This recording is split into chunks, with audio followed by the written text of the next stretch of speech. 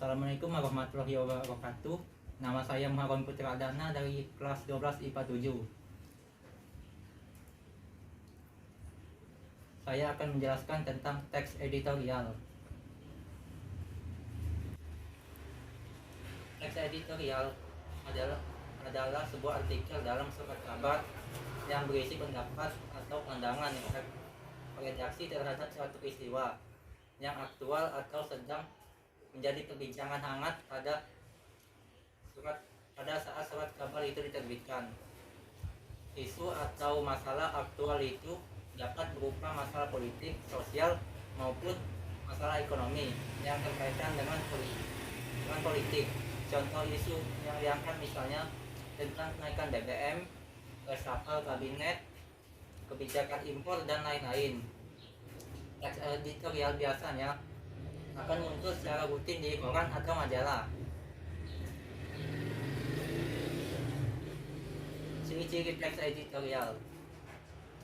1.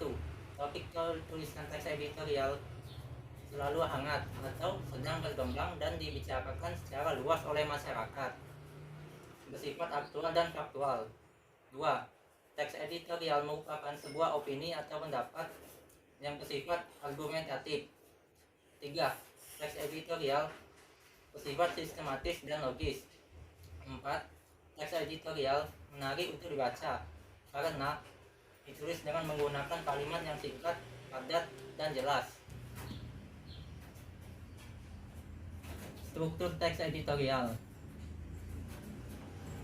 1. Pernyataan pendapat atau tesis. 2. Argumen. 3. Penegasan. Pernyataan pendapat atau tesis adalah bagian pendahuluan yang mengenalkan isu atau permasalahan yang akan dibahas. Argumen adalah bagian yang berisi tanggapan redaksi terhadap isu yang sudah diperkenalkan pada bagian awal. 3. Penegasan adalah bagian yang berisi simpulan, saran, atau rekomendasi dan juga berisi harapan redaksi kepada pihak terkait dalam menghadapi persoalan isu tersebut. Tujuan dan manfaat teks editorial. Tujuannya adalah 1. Teks editorial mengajak pembaca untuk berpikir tentang isu aktual di sekitar. 2. Berisi pandangan redaksi terhadap isu terkini. Manfaat teks editorial. 1. Memberikan informasi kepada pembaca.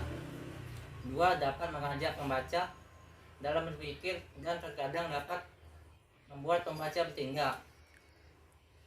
Fungsi teks editorial. 1. Menjelaskan berita kepada pembaca.